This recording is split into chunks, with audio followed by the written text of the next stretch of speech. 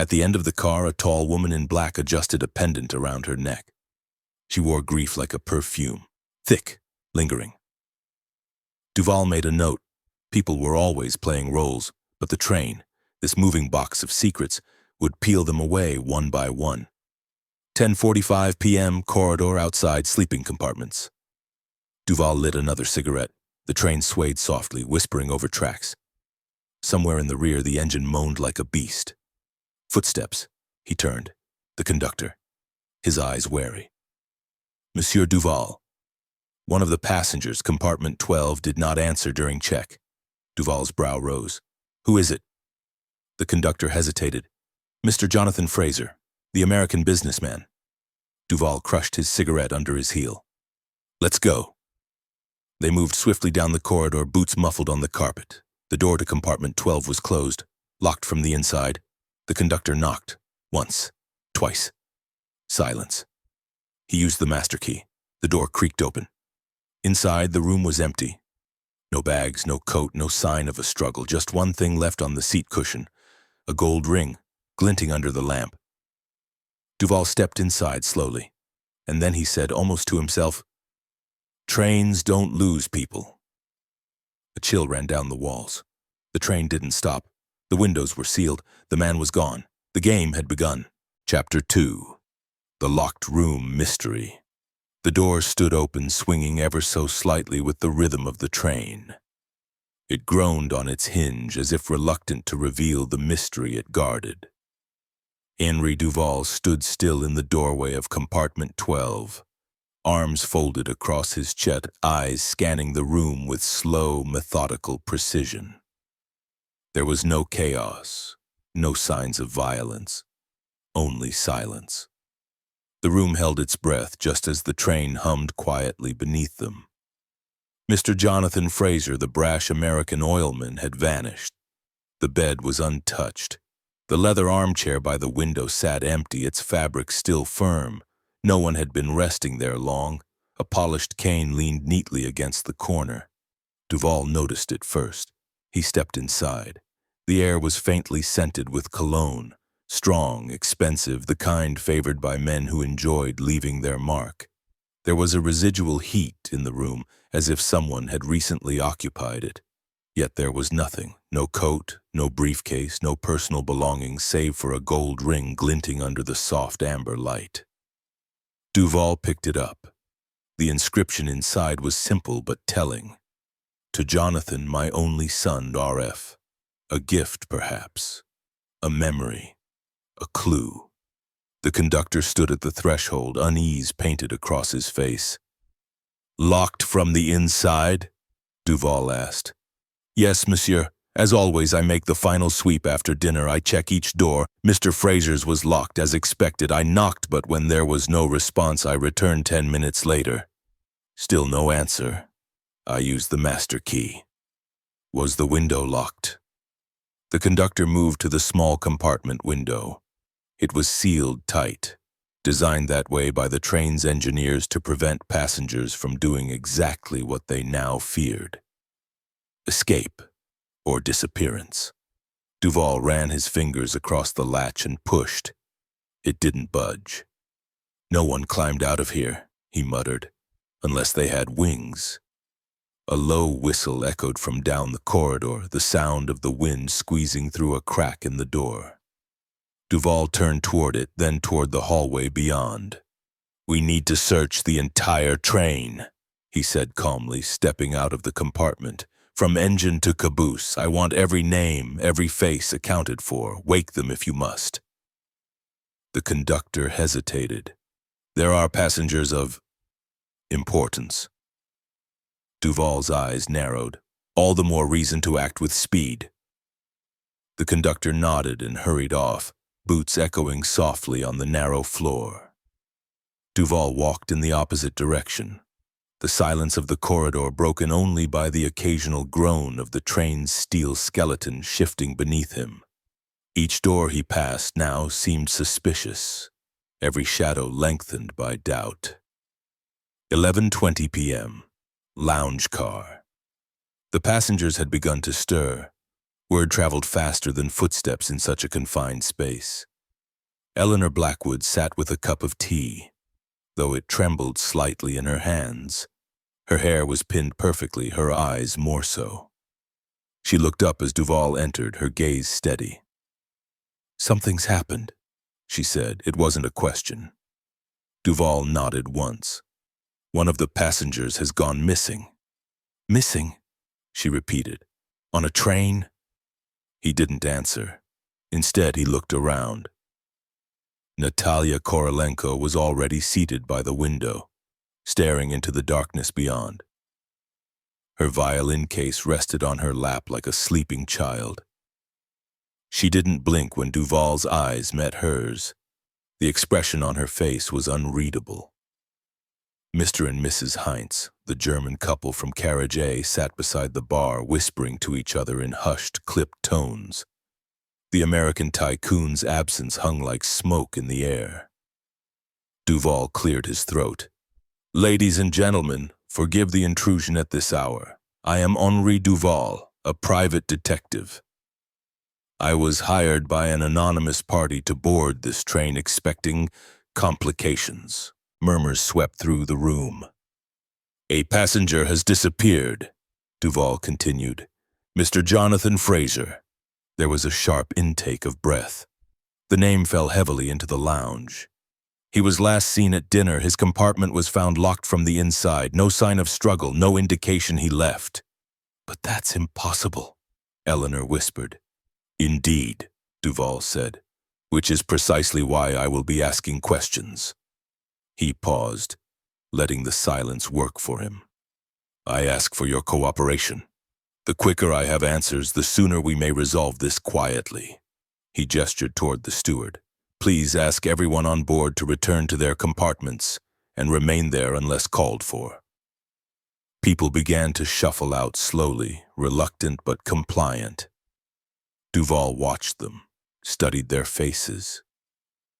He had long learned that guilt does not always look like guilt, and innocence rarely wears a white glove.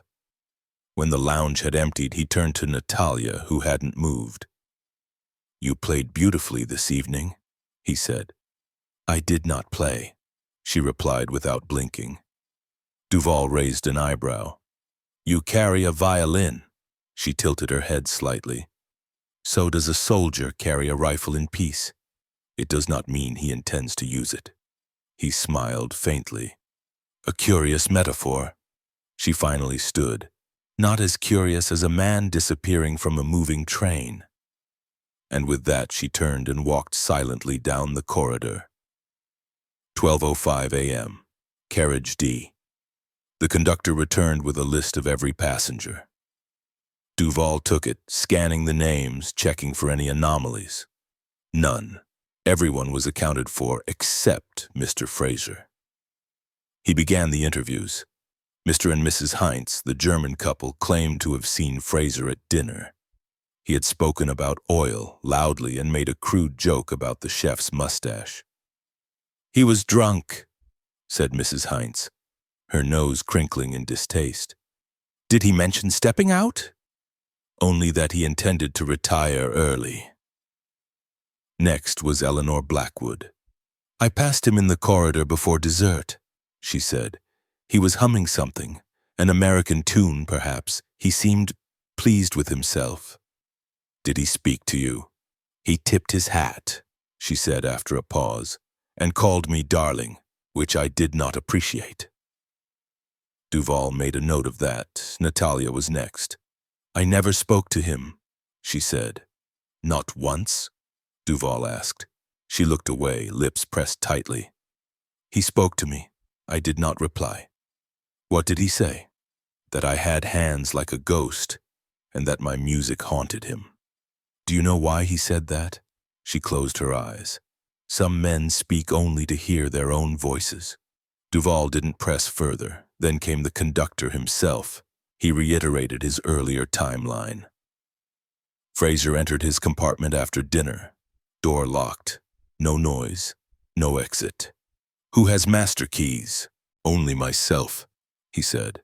"And the backup?" "Locked in the engine cabin." Duval nodded. That left very little room for illusion. unless the man had never intended to remain on the train, or had been removed. 1:40 a.m. Carriage E.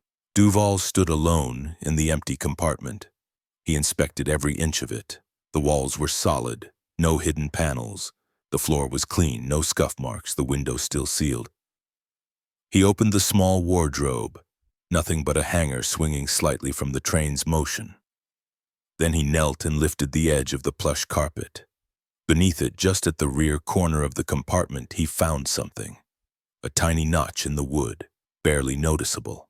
He tapped it. Hollow. Quickly he pressed his fingers around the baseboard and found a tiny panel no larger than a hand cleverly cut into the wall. It popped open with a soft click. Inside a narrow cavity, empty. But the fact that it existed was damning. A smuggling route, an escape route, or just a hiding place. He closed the panel and rose slowly. If Fraser had vanished, and this compartment held a secret, then the rest of the train did too. 2:25 a.m. Engine room. The train engineer, a barrel-chested man named Laurent, stood up as Duval entered. "What is it now?" he grunted. "I've got to keep this beast moving." Duval approached the side panel near the furnace, tapping twice. "Where's the secondary master key?" Laurent gestured to a locked drawer beside the control levers. Duval inspected it. It was still sealed. "And no one but you has access?" "No one. And if they tried, I'd know." "Who hired the current crew? Rail company, background checks and all. Could anyone board mid-journey?" "Not without us stopping, and we haven't." Duval looked out the front glass of the engine room. The darkness ahead was deep and endless. The train was a bullet slicing through silence, and yet someone had vanished, without a trace. 3:00 a.m. Observation deck, rear of train. The wind howled at the back of the train like a wounded animal. Duval stepped out onto the rear platform, gripping the railing as snowflakes stung his face. He looked back. Nothing but darkness, tracks swallowed by night. The faint glow of the last carriage's windows flickering like distant ghosts. He lit a cigarette, his fifth since the search began. Something was wrong. Deeply wrong. Fraser hadn't run. Men like him didn't flee. They faced things head-on, fists ready. No. This disappearance was orchestrated, clean and deliberate. He turned, walked back inside and made his way to the luggage car. 3:20 a.m. luggage car. The smell of leather, dust, and machine oil greeted him as he stepped in. Trunks, crates, and heavy bags lined the walls. Most were locked and labeled. Duval moved with purpose, inspecting the tags. Fraser had checked in one trunk. Large, tan, American make. The lock was already broken. Inside, nothing but clothes, a flask, a pair of boots, and a folded envelope. Duval opened it carefully. Inside was a typed letter, unsigned. "Your presence on the train was never meant to be permanent. You asked too many questions, Mr. Fraser. Now the train will carry on, but you will not." Duval's jaw clenched. Someone had warned him, someone on this train. The letter wasn't dated. No name, no fingerprint, but the tone. It was cold, professional. He folded the letter, tucked it into his coat. Now it wasn't just a disappearance, it was a message. 4:10 a.m. Eleanor Blackwood's compartment. Eleanor answered the knock promptly, fully dressed. "I expected you," she said. Duval stepped in. "You knew Fraser. Better than you let on." "I never said I didn't." Duval raised an eyebrow. She poured tea with deliberate elegance, her fingers steady. "We met in Cairo," she said, 3 years ago. He was louder then, more arrogant, less frightened." "Frightened?" She sipped. He didn't show it, but the way he drank, the way he checked over his shoulder, he was running from something. "What was he involved in?" Eleanor paused. He once mentioned a name. The Raven. Duval froze. He had heard that name before, years ago in Istanbul. A figure that moved through black market art, stolen manuscripts, arms deals, a ghost with no face, only shadows. What was the context? He asked carefully. He said the Raven had eyes everywhere, even on trains. Duval stood. You should be careful, Miss Blackwood. She smiled sadly. If you're not afraid by now, Monsieur Duval, you're not paying attention. 4:40 a.m. Crew quarters. Duval interrogated the staff, waiters, engineers, the chef. All gave consistent statements. No one saw Fraser leave. No one heard anything strange, but one porter, a young man named Marcel, seemed nervous. He kept wringing his hands. Duval caught it. You're hiding something, he said. Marcel shook his head. No, monsieur. Duval leaned in. Tell me. Marcel gulped. I saw someone after dinner, near the freight car. What time? Just before midnight. I was fetching wine. I saw a figure in a dark coat, pulling something heavy. Something, or someone. Duval's heart raced. Why didn't you say anything? I was scared. Duval turned on his heel and rushed toward the freight section. 5:10 a.m. Rear cargo compartment. It took 3 keys and 1 crowbar to get in. The room was colder than the rest. Bare metal walls. No heat. A long crate lay in the center, 6 feet long, wooden, sealed with iron clamps. Duval opened it. Inside, nothing, but there were marks, scratches, fibers, a torn piece of tweed, Fraser's coat, perhaps. This had been the hiding place. Duval stood silently. If Fraser had been put here, who moved him? And when? He looked up. The ceiling bore a strange indentation, a square panel. He climbed a nearby crate and pressed against it. It moved, a hatch, above it, the ceiling cavity, and narrow, dust-lined, and footprints. 6 o'clock a.m. Train office compartment. Using blueprints provided by the conductor, Duval discovered a maintenance passage, a crawl space running the length of the train above the main cabins. No one would notice unless they knew. Who would have access? The answer was simple, crew or someone pretending to be. He returned to his cabin and pulled out the passenger manifest again. 29 names. One stood out. Alistair Vane, listed as diplomatic courier. Duval remembered the face vaguely, mid-30s, forgettable features, traveling alone, barely spoke. But something tickled Duval's instincts. He moved swiftly to compartment 9. 6:30 a.m. Compartment 9.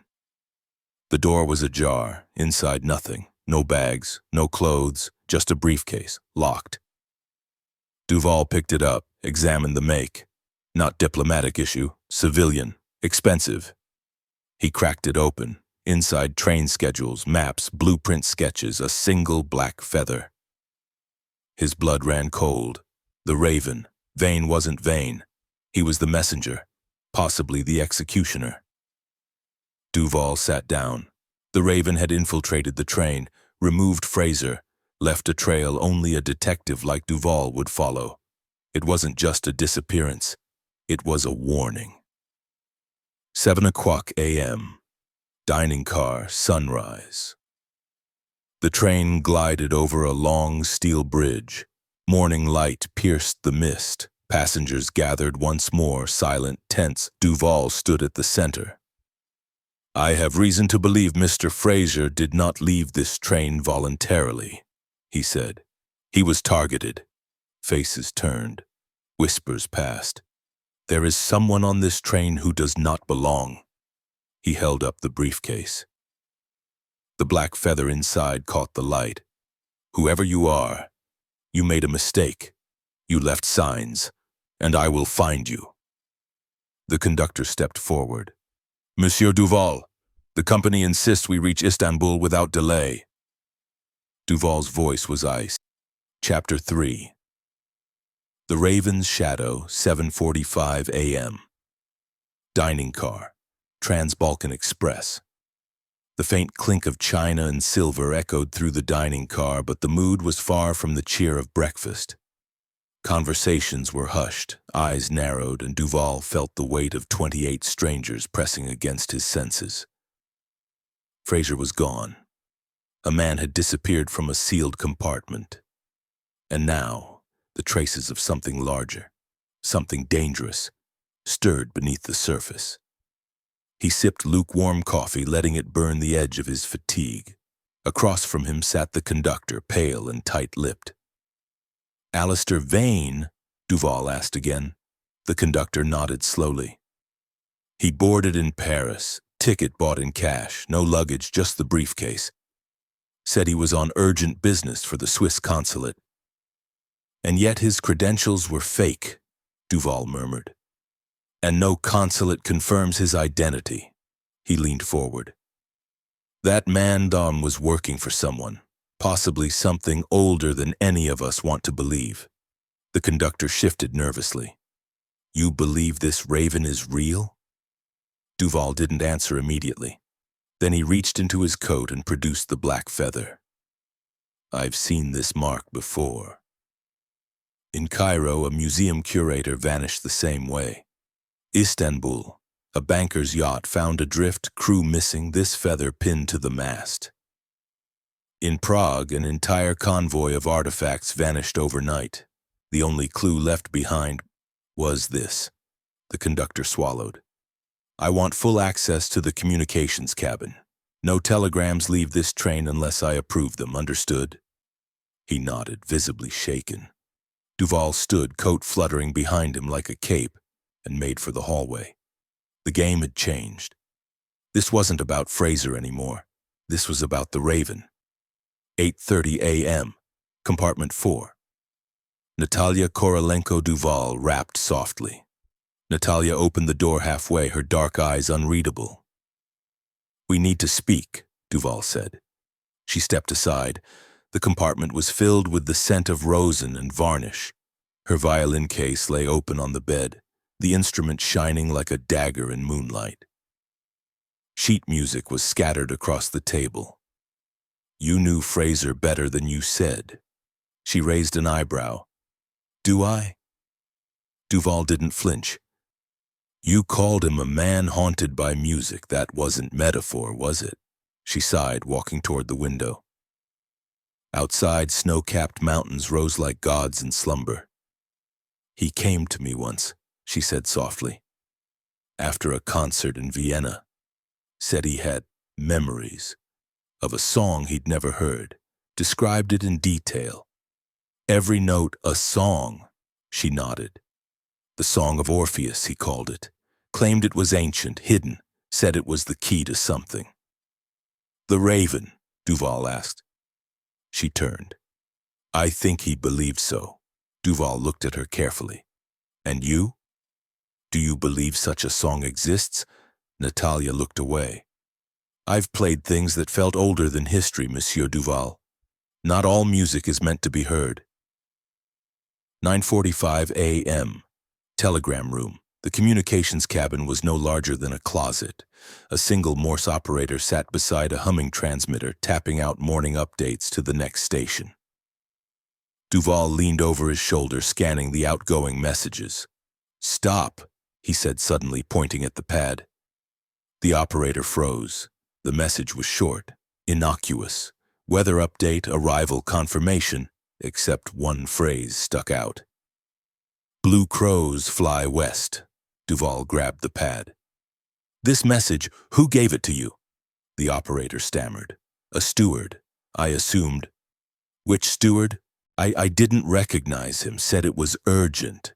Duval's jaw clenched. The Raven had agents on board, more than one. He grabbed the original slip and stormed out. 10:10 a.m. Eleanor Blackwood's compartment. Duval barged in without knocking. Eleanor was reading. She didn't flinch.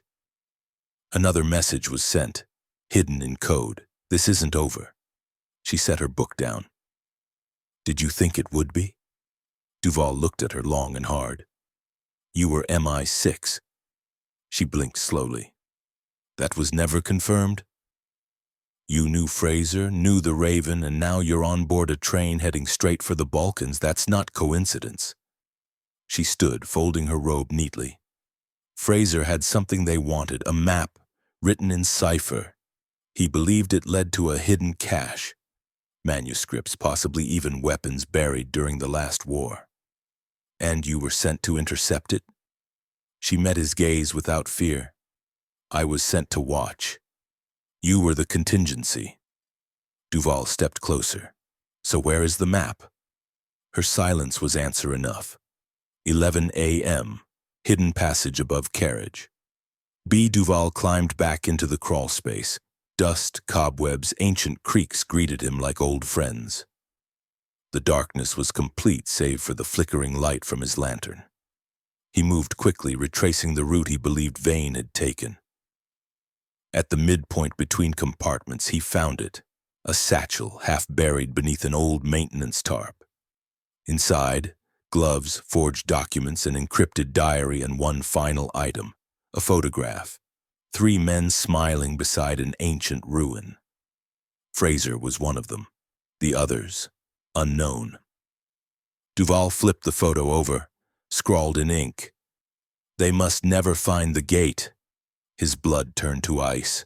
11:15 a.m., service corridor beneath first class. Duval crouched under a rusted service grate, the photograph gripped in his hand. Fraser's warning echoed louder now. They must never find the gate. But what was the gate? His thoughts were cut short by footsteps.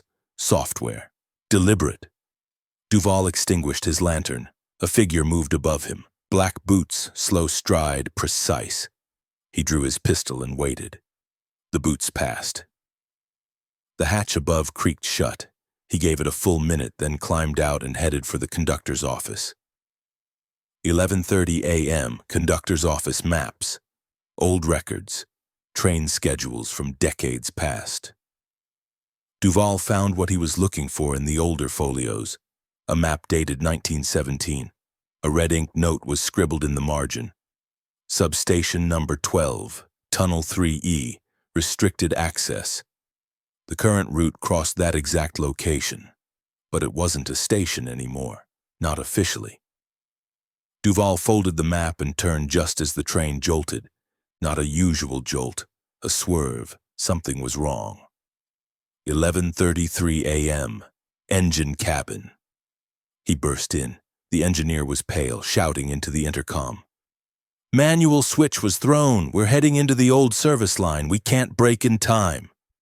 Duval grabbed the railing as the train swayed violently, the speed tearing at its limits. They're diverting us, Duval thought. The Raven planned this. Steel shrieked. The train plunged into a tunnel so old its walls were overgrown with moss and vines, lost to official records. Lights flickered. Duval clenched his jaw. This was no accident. It was an arrival. 12 p.m. Substation 12. The train finally screeched to a halt. The compartment was filled with screams, panicked passengers, rattling silverware. Duval stepped out onto the rocky platform of an abandoned underground station. Cracked tiles. Old Cyrillic signs. Ancient rusted tracks leading nowhere. Eleanor found him minutes later, coat fluttering. You knew this was coming, he accused.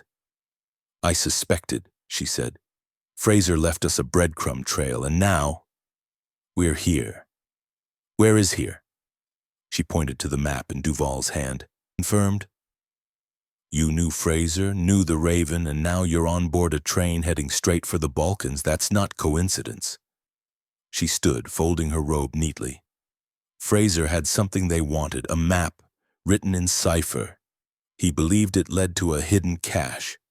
Manuscripts, possibly even weapons buried during the last war. And you were sent to intercept it? She met his gaze without fear. I was sent to watch. You were the contingency. Duval stepped closer. So where is the map? Her silence was answer enough. 11 a.m., hidden passage above carriage. B. Duval climbed back into the crawl space. Dust, cobwebs, ancient creaks greeted him like old friends. The darkness was complete save for the flickering light from his lantern. He moved quickly, retracing the route he believed Vane had taken. At the midpoint between compartments, he found it, a satchel half buried beneath an old maintenance tarp. Inside, gloves, forged documents, an encrypted diary, and one final item, a photograph. 3 men smiling beside an ancient ruin. Fraser was one of them. The others, unknown. Duval flipped the photo over, scrawled in ink. "They must never find the gate." His blood turned to ice.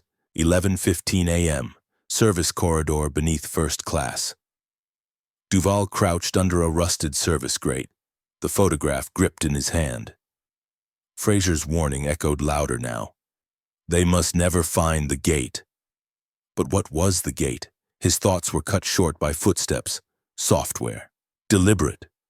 Duval extinguished his lantern. A figure moved above him. Black boots, slow stride, precise.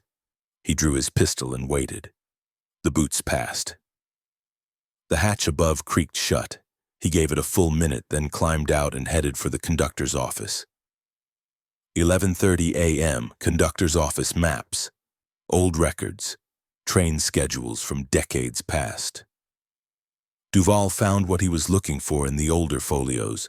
A map dated 1917. A red ink note was scribbled in the margin.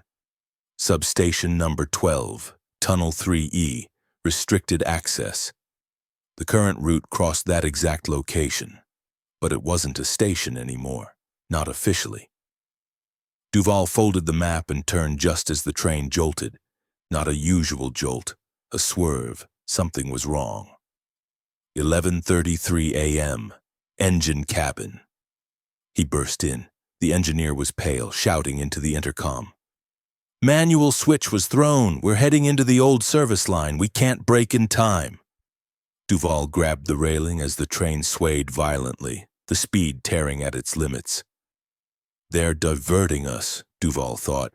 The Raven planned this.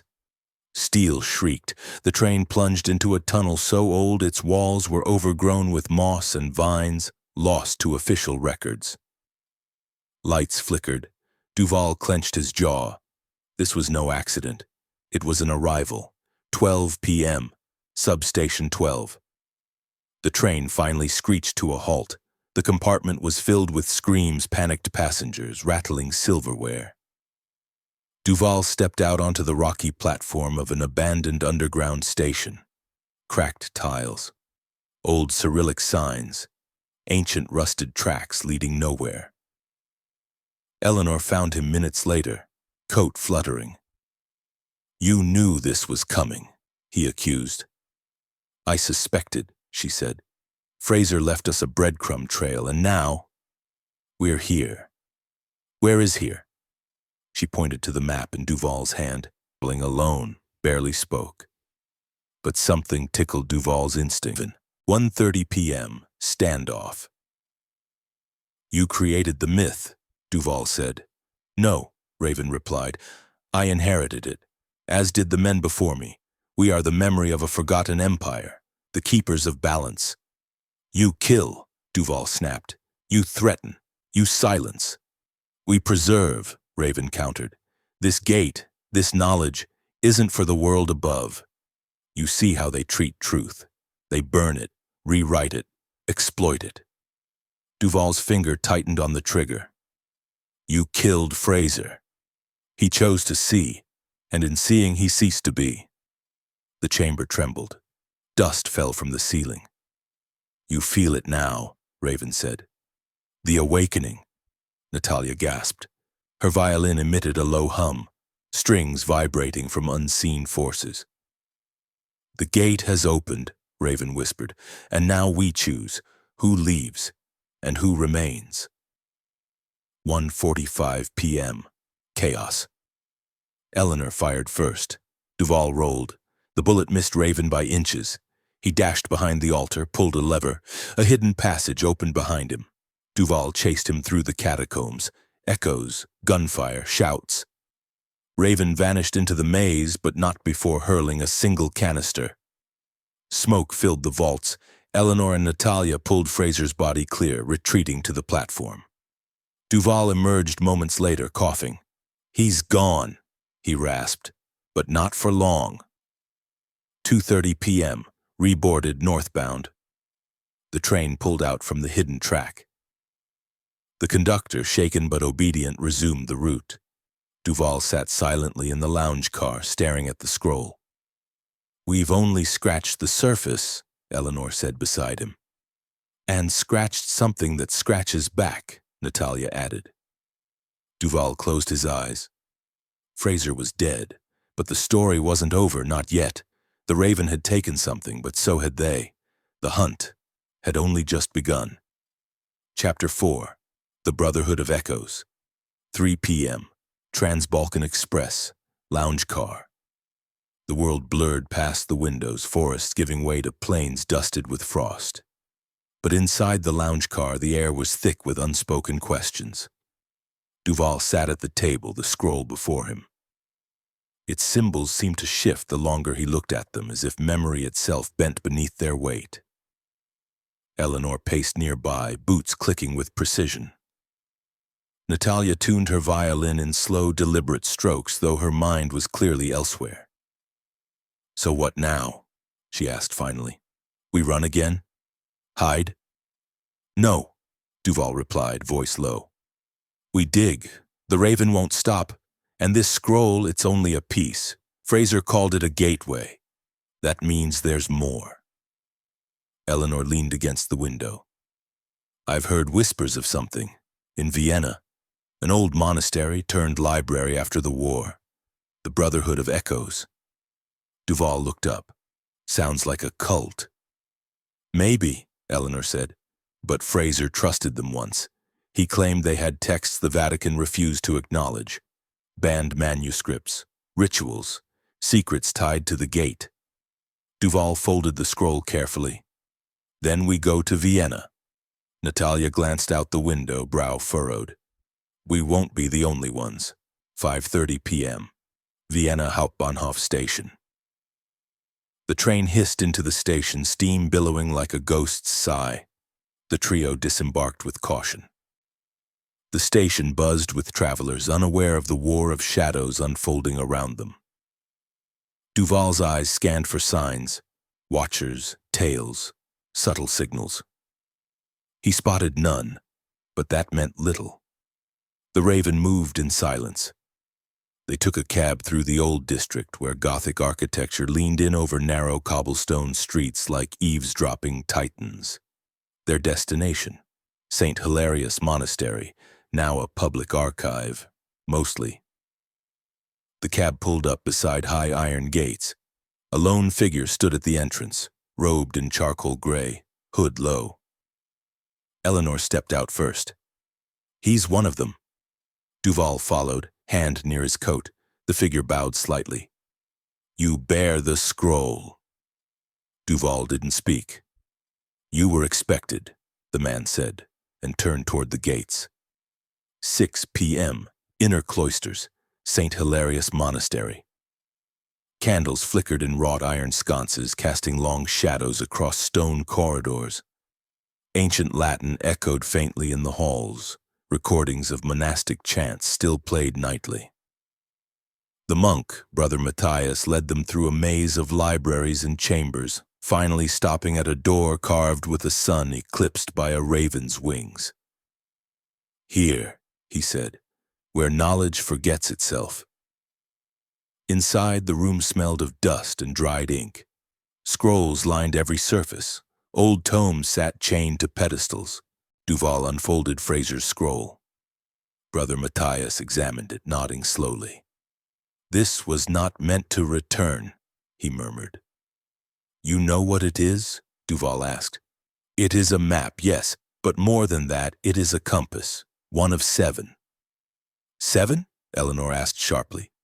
Matthias pointed to an ancient mural. 7 figures, 7 scrolls, 1 central altar. "The founders of our order," he said. "Each was given a scroll. Together they unlock the true gate, not just knowledge, but a passage." "Passage to where?" Natalia asked. The monk looked at her solemnly. To the beginning or the end? 7:15 p.m., hidden chamber sublevel 3.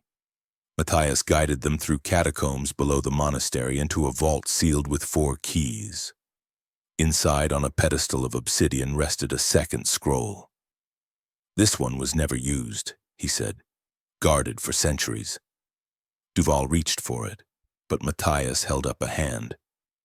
It must be earned. The gate does not open for the untested. Tested how? Duval asked. The trial of echoes. Stone shifted behind them. An archway appeared. Blackness beyond. You enter alone, Matthias said. If your purpose is true, you return. Duval stepped forward and vanished into the dark. 7:20 p.m., the trial of echoes. Duval stepped into the darkness, his every instinct screaming that something was wrong. The air grew colder as if he had entered a place outside of time, a space between spaces. His boots scraped against the stone floor, but no echo followed him. He tried to steady his breath, but the quiet weighed heavily on him. This wasn't like any puzzle he had solved before. The stillness felt alive, a presence that watched from beyond the edge of his vision. A whisper filled the air, so faint it was almost imperceptible, as if carried by the wind. Then suddenly a voice broke through the silence. Who are you? Duval paused. He didn't respond immediately. He wasn't sure how to respond. This wasn't a simple trial of endurance or wit. This felt different. It felt like a test of his very soul. The voice repeated louder now. Who are you? I am Jules Duval, he answered finally. His voice felt strange here, distant. I'm here to understand. The darkness shifted, rippling like water. And then a figure stepped out from the shadows, its shape human but unnatural. It wore the same black cloak, its face obscured by a hood, just like the figures that had been part of the Raven's network. You seek the gate, the figure said, its voice cold. But it is not for you. Duval gritted his teeth. I will decide that. The figure laughed softly. You are but a man, Duval, a fleeting spark in the darkness. The gate exists beyond your comprehension. You are too weak to wield its power.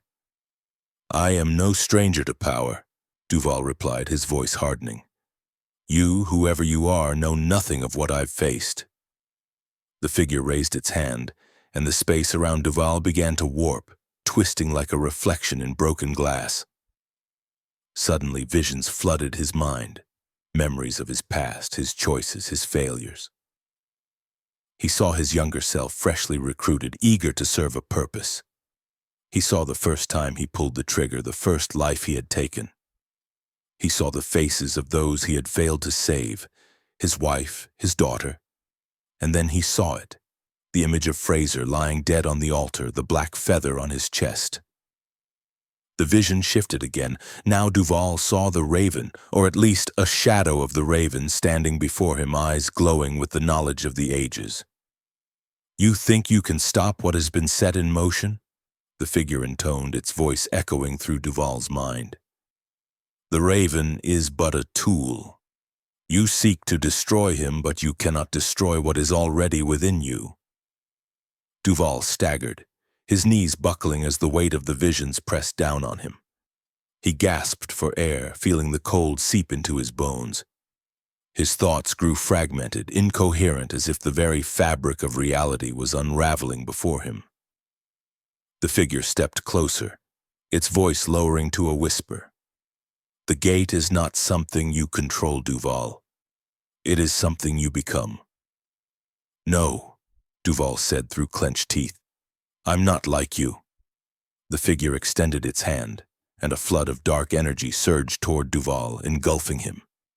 He tried to fight it, but it was too powerful. It tore at his mind, at his sense of self. His thoughts became muddled, and for a moment he lost his grip on reality. But then something inside him snapped. A memory, a word. Fraser. The thought of his fallen comrade grounded him, reminded him of the man he had once been. He was more than the darkness that tried to consume him. With a surge of willpower, Duval pushed back, forcing the dark energy away from him. The figure recoiled, its form flickering. "You are not ready," it said, its voice now strained. "I don't need to be," Duval replied, his voice steady. "I'll never be ready for this."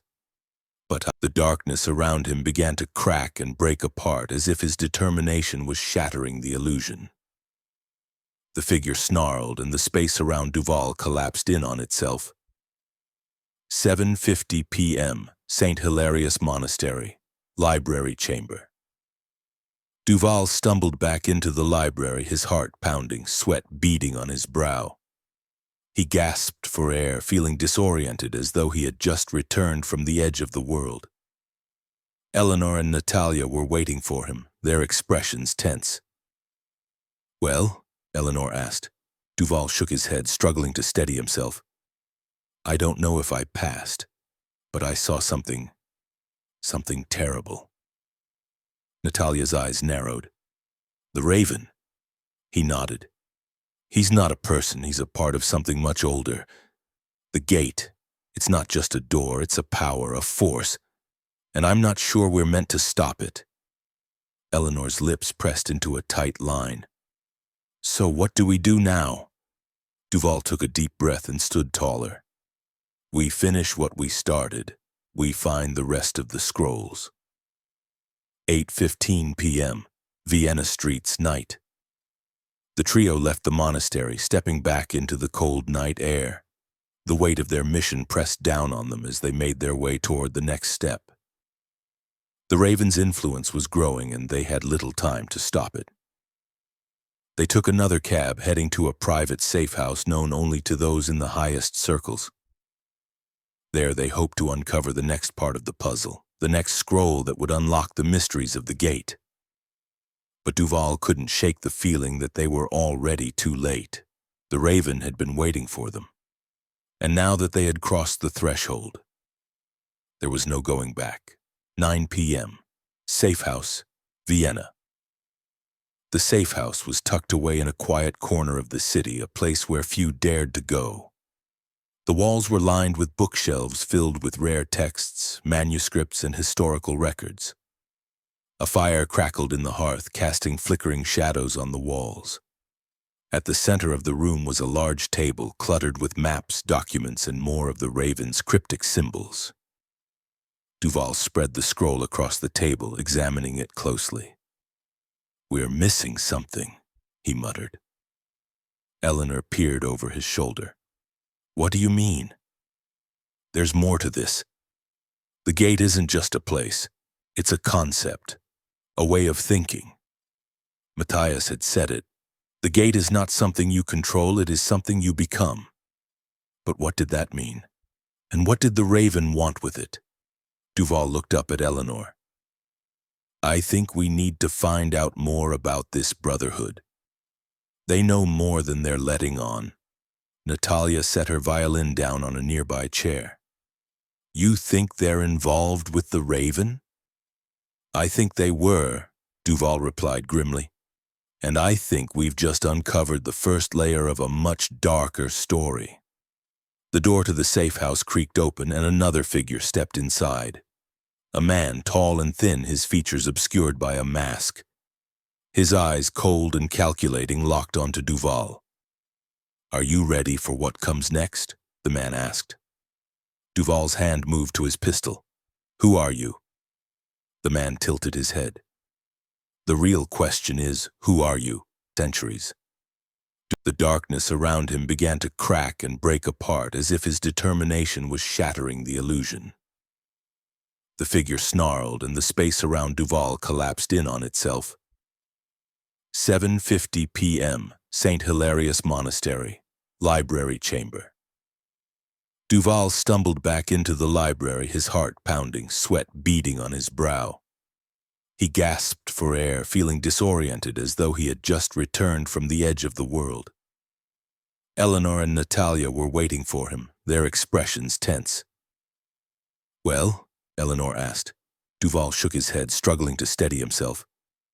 "I don't know if I passed, but I saw something terrible. Natalia's eyes narrowed. The Raven. He nodded. He's not a person, he's a part of something much older. The gate. It's not just a door, it's a power, a force. And I'm not sure we're meant to stop it. Eleanor's lips pressed into a tight line. So what do we do now? Duval took a deep breath and stood taller. We finish what we started. We find the rest of the scrolls. 8:15 p.m., Vienna streets, night. The trio left the monastery, stepping back into the cold night air. The weight of their mission pressed down on them as they made their way toward the next step. The Raven's influence was growing, and they had little time to stop it. They took another cab, heading to a private safe house known only to those in the highest circles. There they hoped to uncover the next part of the puzzle, the next scroll that would unlock the mysteries of the gate. But Duval couldn't shake the feeling that they were already too late. The Raven had been waiting for them. And now that they had crossed the threshold, there was no going back. 9 p.m., safe house, Vienna. The safe house was tucked away in a quiet corner of the city, a place where few dared to go. The walls were lined with bookshelves filled with rare texts, manuscripts, and historical records. A fire crackled in the hearth, casting flickering shadows on the walls. At the center of the room was a large table cluttered with maps, documents, and more of the Raven's cryptic symbols. Duval spread the scroll across the table, examining it closely.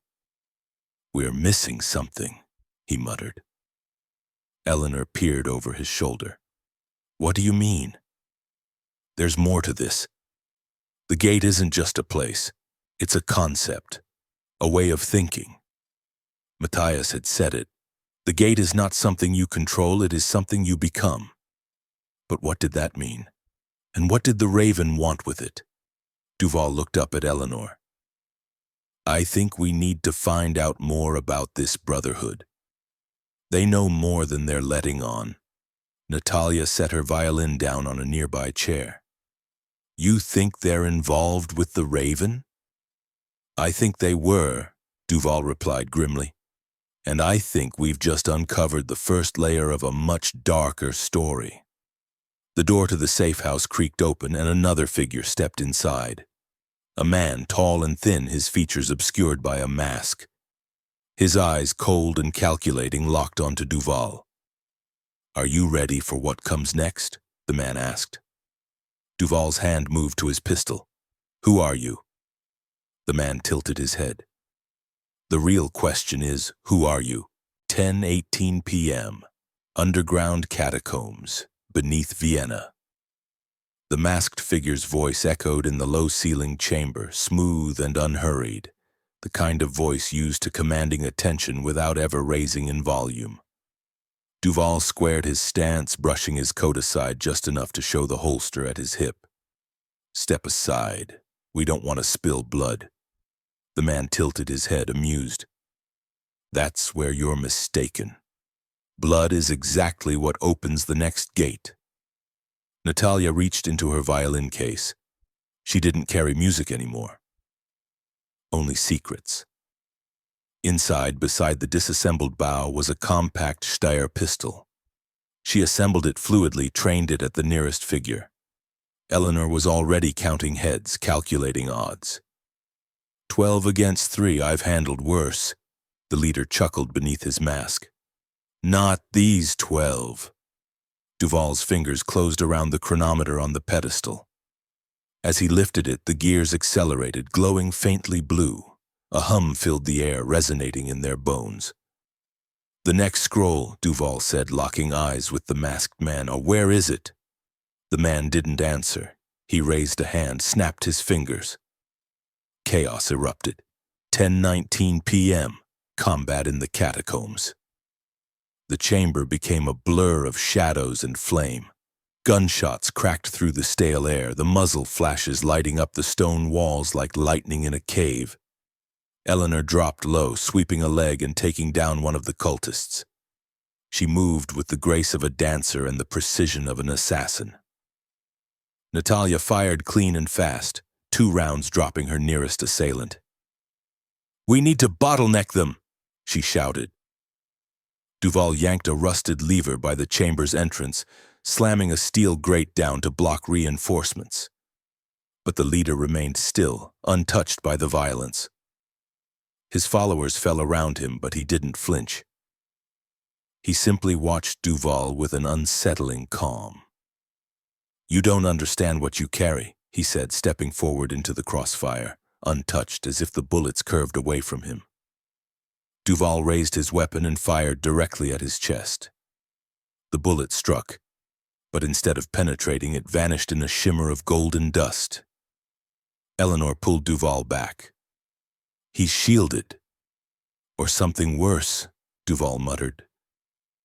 Then the chronometer in his hands began to vibrate violently, the internal gears spinning faster and faster. The blue glow intensified, and suddenly, the gate opened. 10:22 p.m. Somewhere else. The world folded. They were no longer underground. The air changed, crisp and thin like a mountain peak. The stone beneath their feet was smoother, cleaner. Candles lined the walls, their flames untouched by wind. They had been transported, not just in space, but in time. Duval stumbled, heart pounding. "Where are we?" a voice answered, not the masked man, not Eleanor or Natalia, but someone new. "Welcome," it said, warm and wise, "to the Library of Breaches." A man stepped from the shadows, older, robed in silver and white. His beard was trimmed short, his eyes sparkling with youth despite his age. "I am Callistus, keeper of the third scroll." 10:24 p.m.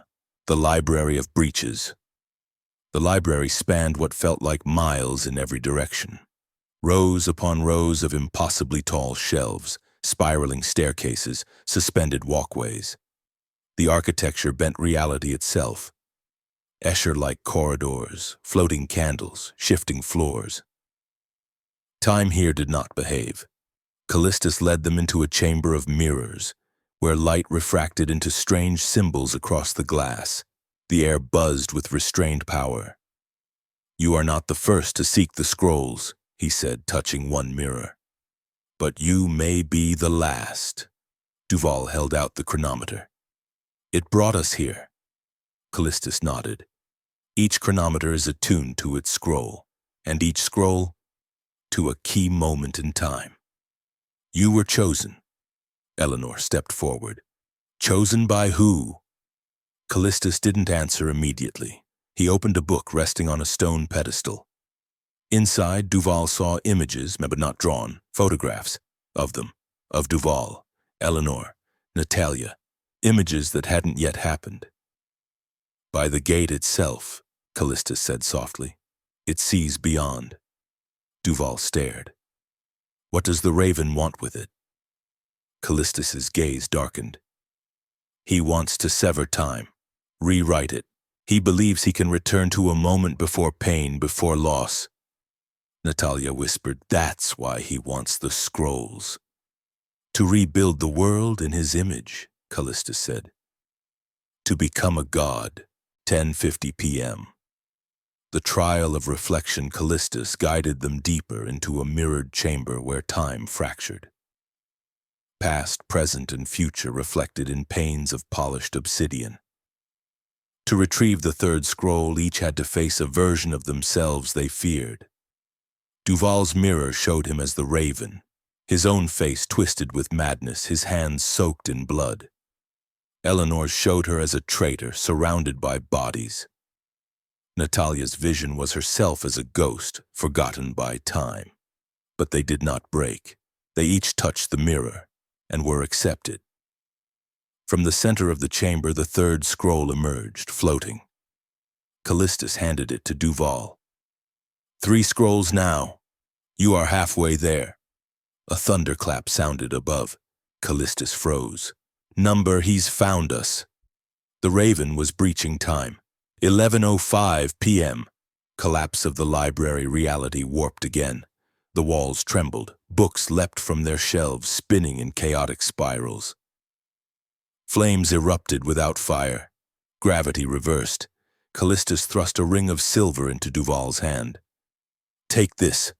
It will open the next passage." "Come with us," Natalia shouted, but the keeper was already turning to face the rift forming in the ceiling. "I must hold the gate," he said, voice fading. The trio stepped into the circle, scrolls and chronometer in hand, and vanished. 11:06 p.m., ruins of Alexandria, modern day. They stumbled into sunlight, blinking. Around them, ruins. Columns toppled, statues cracked. What had once been the legendary Library of Alexandria. Eleanor gasped. "It's still here." Duval held the third scroll in one hand, the ring in the other. "We're running out of time," he said. "Where to next?" Natalia asked.